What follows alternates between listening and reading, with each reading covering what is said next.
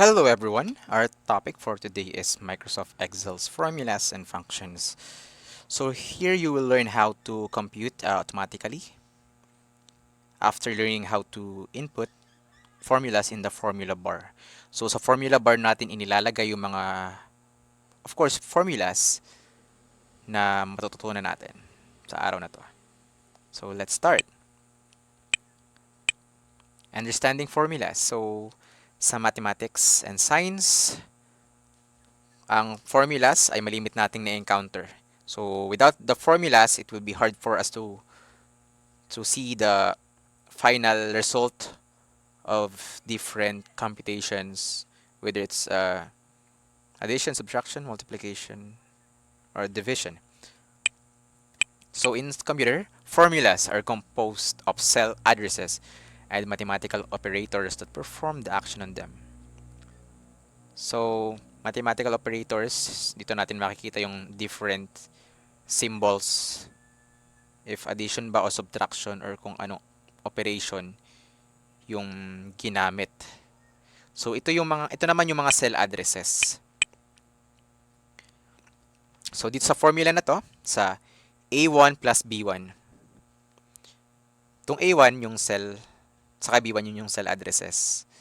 So itong 1, ito yung A1 at itong 1, ito yung B1. Okay? Kasi kaya ito yung A1 kasi ito yung unang number sa ilalim ng right below the letter A. At ito naman yung unang number sa ilalim ng B. Okay? So here the answer will be 2 because of because of 1 plus 1. In using formulas, it is important to remember that you must begin each formula with an equal sign. Okay, so equal sign. So as you can see in the picture, may equal sign sa unahan. So pag walang equal sign, hindi ito ma-recognize ng Microsoft Excel as a valid formula. So wag natin yang kakalimutan. Okay? So you should always remember that. It is important to use parentheses in writing with the operation that you want to be computed first. Put in the innermost parentheses. So katulad sa PEMDAS, if you can still remember, in your elementary days, di ba ang P is parenthesis, E is for exponent, M for multiplication, D for division, A for addition, and S for subtraction. So, kung ano mang operation ang ilagay natin sa loob ng parenthesis, ito yung unang i-compute ng Microsoft Excel. Okay? Understanding relative and absolute cell references. Ordinarily, when you copy a formula, cell references are relative, which means that they are changed with regards to their positions in the worksheet. So, kapag nagka-copy tayo sa Excel, ay nababago ang formula. So, bigyan ko kayo ng sample dito. So, kailangan yung malaman itong mga bagay na to para mag-Excel kayo sa paggamit ng Excel. So, yan. So, pag magka-copy sa Microsoft Excel, ganito ang ginagawa. Idadrag natin yung corner nitong cell na to, pababa. So, yan. S0 kasi wala tayo ditong nilagay na numbers.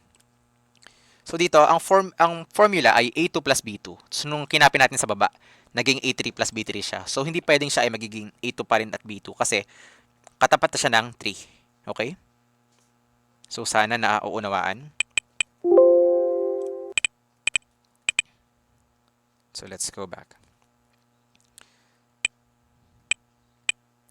So sometimes, however, you need to make absolute cell references, which means they should not be adjusted. To make a cell reference absolute, you need to add a dollar sign before the letter and number of the cell addresses. Excuse me. So yan, may mga pagkakataon na kailangan daw na hindi mabago yung mga formula. So sa anong paraan ba? So sabi dito sa paggamit ng dollar sign. Okay. So before we proceed in adding dollar sign, mahalaga na malaman nyo muna yung mga symbols and operation. So, dito, addition. Ito yung formula na ginamit natin. So again, nakikita nyo dito yung equals, then A2 plus B2. So kaya siya ay A2 at B2 dahil ito yung A, tapos ito yung 2, katapat yung 3. Okay?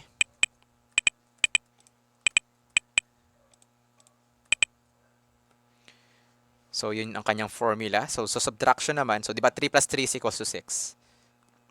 Sunod naman, pag nag-subtract natin si A1, so yun lang. Babaguhin lang natin yung symbol dito sa gitna. Yung minus sign.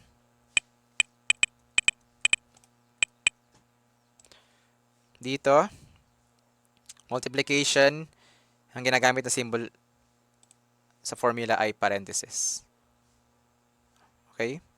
3 times 3 is equals to 9.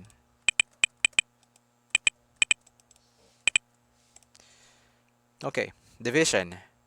So, A2 divided by equals, so muna, equals A2 divided by B2 is equals to 1, of course. 3 divided by 3 is equals to 1.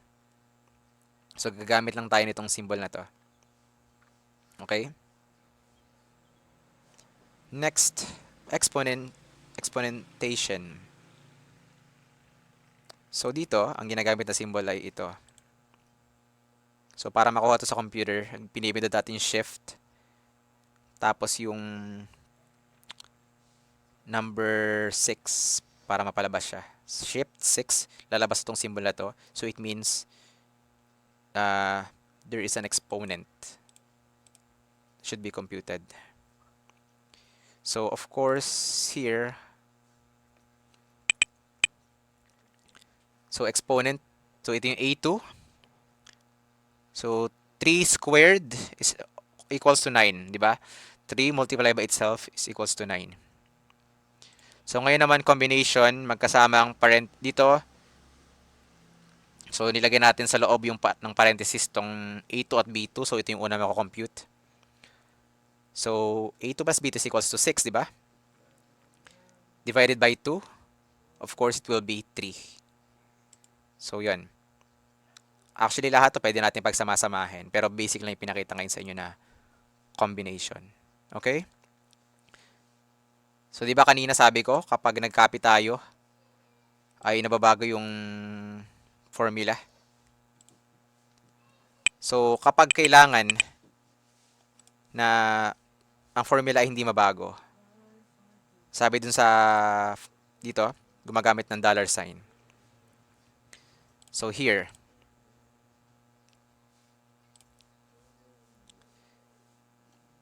so ito yung mga, as an example, projected sales noong January.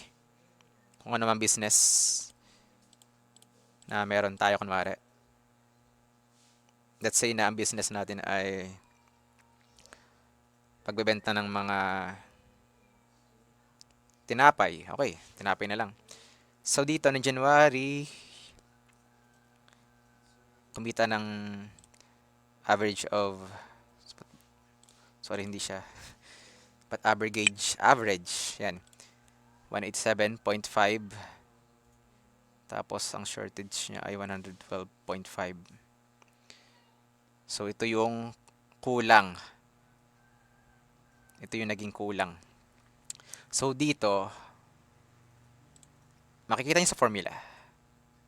C3 equals parenthesis C3 plus C4 plus C5 plus C6 and close parenthesis divided by 4 minus $F $1.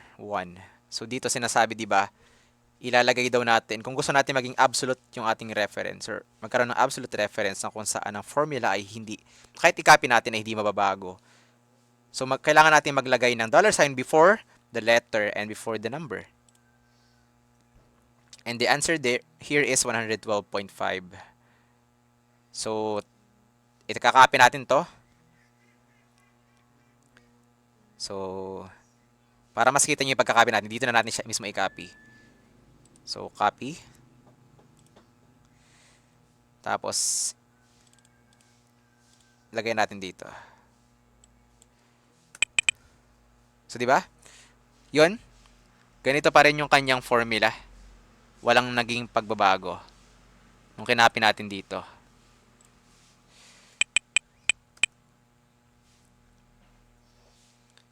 Dahil to dun sa dollar sign na nasa unahan ng F at ng 1. Okay?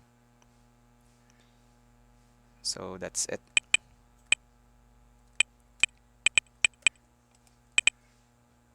Next.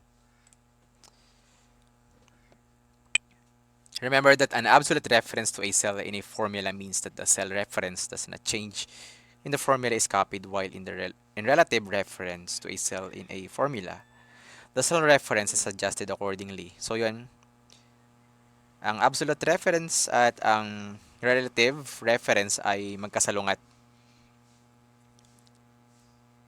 Kasi ang absolute reference iba ay kahit i-copy hindi siya mababago at ang relative reference naman ay nababago. Using functions. Functions are prepared and ready-made formulas that perform operations on a range of values. So pag sinabing range of values, mahaba or malawak ang sakop ng mga numbers.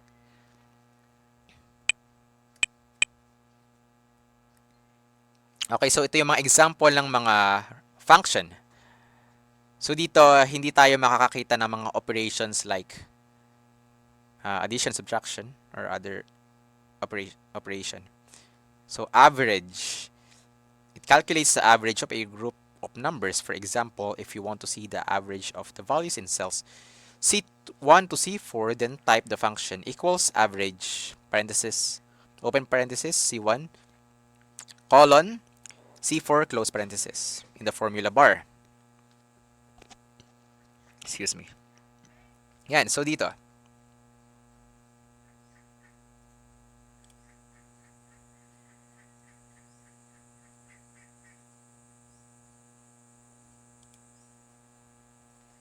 So, di ba average yung ating unang pinag-aralan ngayon na function.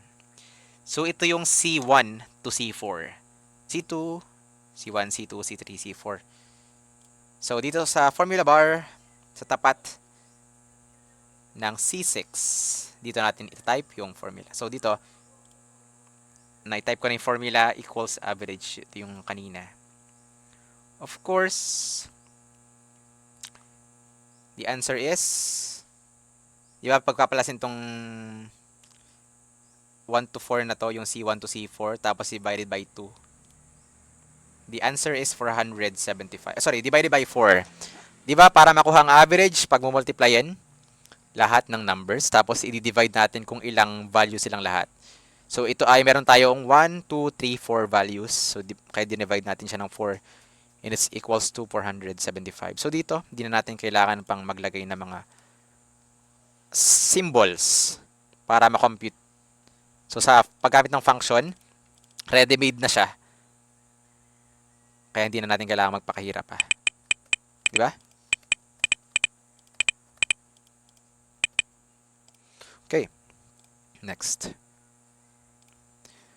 Next in the average is the sum adds the total value of a group of numbers. For example, if you want to see the average of the value in cells C1 to C4, then type the function sum C1 C4 in the formula bar. So ito yung pinaka-common sa lahat. C1 to C4 yung sum. So dito, syempre yung pag pinag-plus natin lahat ng numbers.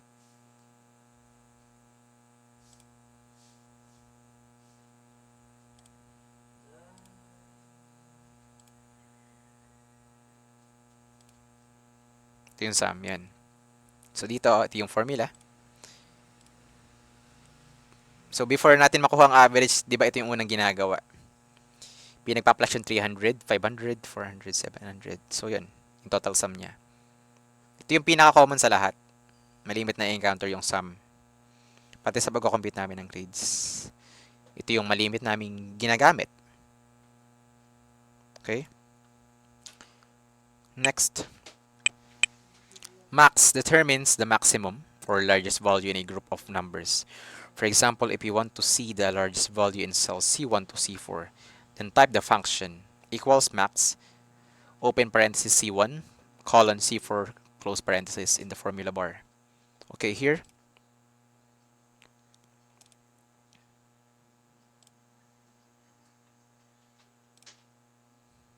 So, ito yung max. So, ginagamit to para makita sa list of numbers kung alin yung pinaka mataas. So, di ba dito, ito yung formula. Makikita rin naman natin dito na ang pinakamataas na number is 700. So, 700 yung lalabas. Okay? So, here, overall, yung range niya is pababa. From C1 to C4, mula dun sa paggamit natin ng average, sum, and max. So, ito yung maximum number. Okay? Let's continue. Take note of the possible errors and their possible meaning. Una, hashtag division divided by 0. Parentheses, the possible causes of it is the formula is trying to divide by 0. So, ibig sabihin, dapat ang mga formulas ay hindi dinidivide ng 0. Dapat may value at least 1. Okay? Ganyan yung nangyari. Pero mas common namin itong na-encounter. Hashtag num. The number used in the formula is incorrect. Ito yung nangyari kapag merong cell address or number na wala naman dun sa sheet or dun sa Microsoft Excel. Yung maling number yung ginamit. Okay? So, that's the end of our discussion for today. I hope na unawaan nyo yung pinag-aralan natin ngayon. If masyado akong mabilis or meron kayong hindi masyado naunawaan, so just replay nyo lang tong video na to. At pwede nyo ring pabagalin yung speed nito pag mas gusto nyong ma-intake lahat ng mga sinabi ko. So, yun lang. Thank you for watching and listening. So, have a great day and God bless you. Thank you.